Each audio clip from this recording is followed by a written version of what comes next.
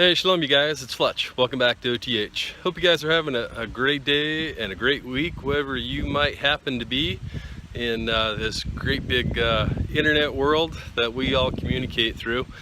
And I had a few thoughts today on the NFL and the freedom of speech. And hopefully I'll have some things to share with you that might challenge you a little bit, and if nothing else, perhaps make you think that I'm bat done crazy. So here we go. First of all, the purpose of free speech to begin with is to protect speech that you personally may not agree with. So as an example, yes, Colin Kaepernick has every right to do what he did, especially if his employer agrees with what he did, which they do so far. So having said that, is Colin Kaepernick and the people who are taking a knee wrong for what they're doing? Well, they may or may not be by my standards, but that's just it. It's my standards, and my standards don't have to be theirs. As long as their employer agrees with what they're doing, then hey, they've got every right to be doing that. And secondly, or however that goes, excuse me,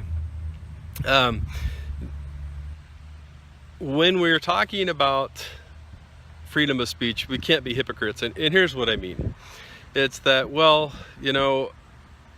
supposedly that, we're all for free speech, but the problem is when we don't agree with someone else's free speech, right? Because, I love my country, right? I serve my country. And in multiple ways, I've taken the oath many times, as a matter of fact, between civilian law enforcement, in the Army, being in the Army, different things like that, and it is something that I take seriously. However, having said that, there's nothing that says that people, quote unquote, have to stand for the national anthem. And also, there's nothing that says that, you should do it X, Y, Z, right? Yes, there are things that we have said as a polite society, the ways that we should do that. However, they are not law. The reason why they are not law is because then you're not truly living in a free society. That's just like children should not be forced to say the Pledge of Allegiance, right? You are pledging your allegiance to an inanimate object, right? How many of you have ever thought about that, right? If you believe in the God of Abraham, Isaac, and Jacob, and that of the Old Testament in, her modern day era Bible, right? The King James Version, so to speak, you're told not to do that, right? But you are pledging your allegiance to a flag, right? The only thing you should be giving your allegiance to is our Heavenly Father. Well, come on, Fletch, you're exaggerating, that's not tyranny. Just having everyone be patriotic and stand up and put your hand over your heart and sing along to the Star-Spangled Banner or recite the Pledge of Allegiance, Actually, our oldest son was in public school, and that's what they did before all the basketball games.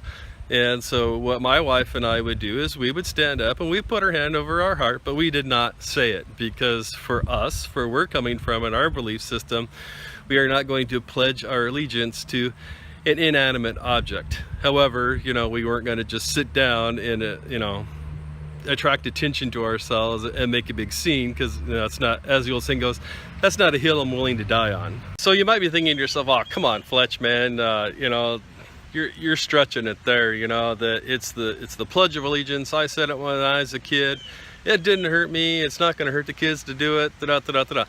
Guys, that's not the point. The point is that depending on who you are and what your belief system is and your understanding is that you are making that flag an idol, right? You're pledging your allegiance to it. You are standing, you're putting your hand over your heart, and you're giving your allegiance to it. It's no different than what they did back, you know, in the Bible days. You know, the statues to Zeus and the statues to Moloch and all those other things, right? They're just stupid inanimate objects, yet, you know, people were worshiping them. And saying the Pledge of Allegiance to many people is a form of idol worship. Kind of the point that I'm kind of, you know, going around a circle to come back to, right, is take a minute and think about things outside yourself. If you have grown up as mainly a white person in a white community surrounded by other white people, you know, you hear, you know, things that may be true, right? Like blacks kill more blacks than anyone else and different things like that. Yes, that is true. However, comma, that doesn't mean that there aren't, you know, oppressions that still happen in our community. And that doesn't mean that we can't do a better job than what we're currently doing. Yes, the United States of America is one of the freest countries in the world right now, where you can, you know, still basically within reason, of course, do what you want to do, be a success or not. And, you know, there are people from every walk of life who have become a success through hard work and perseverance. Having said that, comma, that doesn't mean that we can't do a better job, right?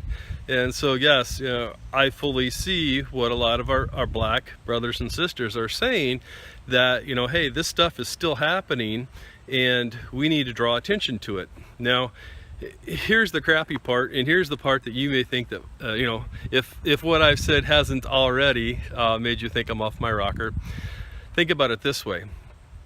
A protest only works if it's getting the point across, right? So what does that mean? Well, it's kind of like, right, when protesters go and they protest, you know, these meetings with all these elitists and whatever all over the world, right? These big meetings happen and they set up a free speech zone, right? It's like, well, so that you have absolutely no impact on what's going here and people don't hear your voice, here, we're going to force you to go to this spot 2 blocks away and you can say whatever you want to right then, and then you can protest, but obviously no one's going to hear you and that's not going to make any difference, right? And so therefore the point of protest, right? The reason why they're doing that during the national anthem is because it's going to get attention and people are going to see it and they're going to hear their message. Is that the best way to go about it? That's not what I'm saying. What I'm saying is their message is getting across, right? It's not going to be as effective if the way that you're protesting isn't going to, as the old saying goes, rile the people up, right? And what if Rosa Parks would have just said, you know, mumbled under her breath, well, this ain't right, and she just went to the back of the bus, right?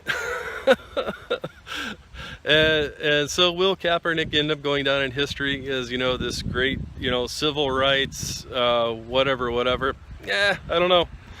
I think that remains to be seen. And my personal thoughts on Kaepernick, hey, the dude got benched before this ever happened. So, you know, is he being blackballed? I don't know. We'll see. But, you know, the sad truth of the matter is that he was benched because he was underperforming. And, you know, he is getting paid millions of dollars to not play ball right now because he had a guaranteed contract, right?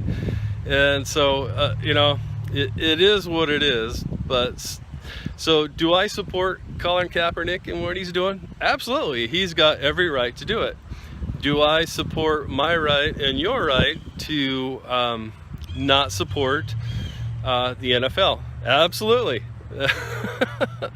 It's just like Target, right? You know, Target took a very unpopular stance with most of the majority of the American public, saying that no, you know, we don't want trannies in the boys or the girls room, depending on what, you know, how they identify and what their plumbing is. And, you know, because of that, you know, Target's in financial straits right now. You know, we have the right to protest as well. So actually, I think this is a very good exercise for a lot of the younger children in our country to truly understand what the First Amendment means. And that is that, yes, you do have the right to share your opinion, even an unpopular opinion. But if it's an unpopular opinion, you may have to pay the price for doing that, be you Colin Kaepernick, be you Target, or be it the NFL. And while we're at it, lest you think that I have any hero worship of the NFL, while at one point in time I did used to be a pretty devout follower of all things football, including, you know, college football, pro football, all that. I seldom, if ever, follow it now. But having said that, the NFL is hardly the beacon of hope, shall we say, for the United States of America at large. I think it's only week 3 and 32 players have already been arrested out of what, around 1,800 or something like that. I think it might actually be just a little bit more than that, including a full practice squad. Because like every week they can have 46 players active out of 53, but that doesn't include all the practice squads. So, you know, take with that whatever you will. But people actually track this stuff, and recently they found out that an NFL player gets arrested once every 7 days on average. So, you know, we're definitely not talking about the quote-unquote cream of the crop here, you know, as far as just people go.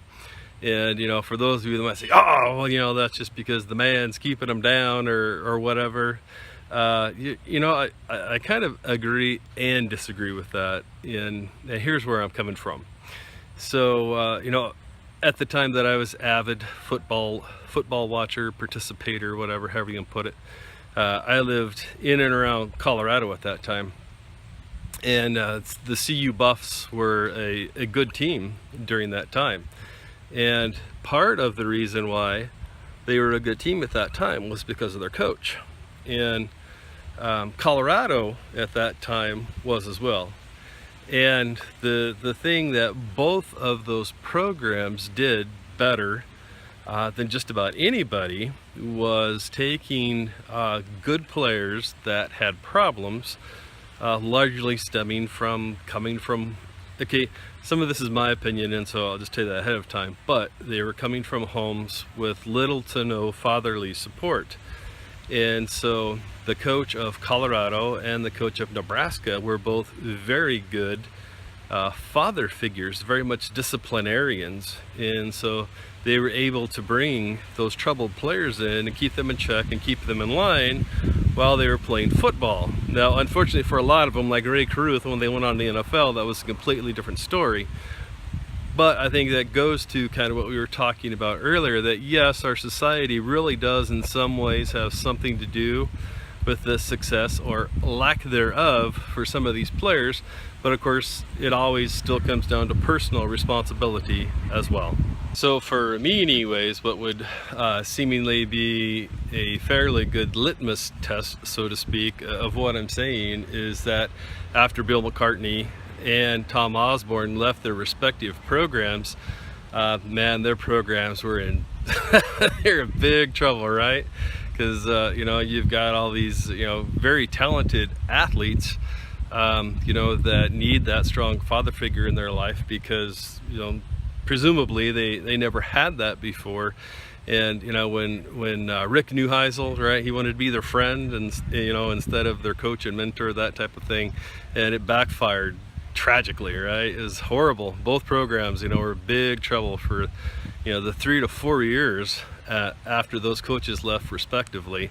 And so to me anyways, you know, that goes to that whole thing that, you know, not having a strong father figure in the home for young men is a big deal. So I'd encourage you all to sit down and talk to your kids and talk to your grandkids and explain to them what the purpose of the First Amendment is, and that truly does mean protecting the speech of an opinion that you don't share, and you know, even opinion, you know, that goes against the very grain of you as a person. Because when tyranny starts is when someone says, no, you have to do this or else, right? Well, everyone should be made to stand at the national anthem with their hand over their heart and sing along, or you know, whatever it is. And that is not living in freedom. That, my friends, is living in tyranny. So in closing, folks, I'd like to challenge you to think about it this way.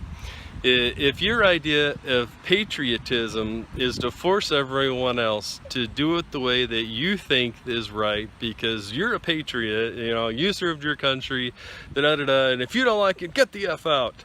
Well, guys, I'm sorry, but that goes right back to what I was saying earlier too.